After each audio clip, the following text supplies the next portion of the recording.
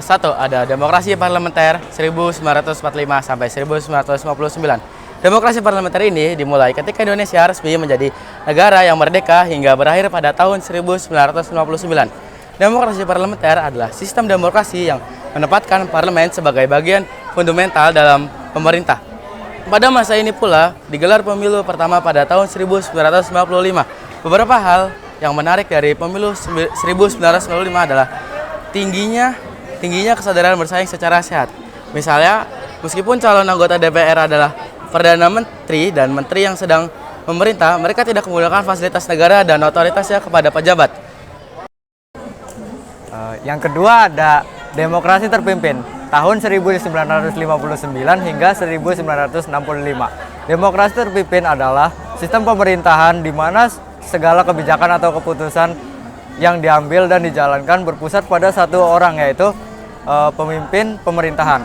Demokrasi terpimpin ini dimulai pada tahun 1959 ketika Presiden Soekarno mengeluarkan dekret presiden pada 5 Juli 1959. Ciri yang paling khas dari konsep demokrasi terpimpin adalah kehadiran peran dan campur tangan presiden selaku pemimpin demokrasi tertinggi dan revolusi, yakni Presiden Soekarno.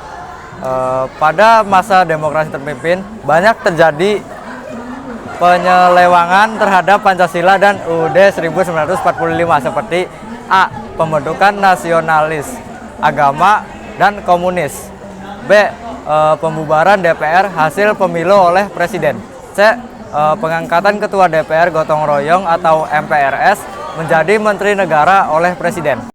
Demokrasi Pancasila era Orde Baru tahun 1965 sampai 1998. Setelah peristiwa G30 SPKI terjadi di tahun 1965, terjadi pergantian pemimpin dan Soekarno menuju Soeharto. Era Orde Baru ini juga dikenal dengan istilah demokrasi Pancasila yang menjadikan Pancasila sebagai landasan demokrasi.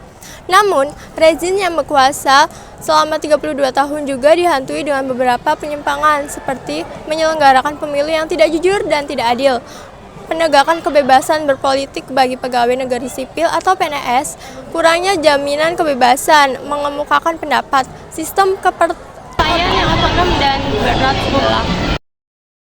Demokrasi reformasi 1998 sampai sekarang. Berakhirnya rezim Orde Baru yang berkuasa selama 32 tahun melahirkan demokrasi baru yang dikenal sebagai era reformasi.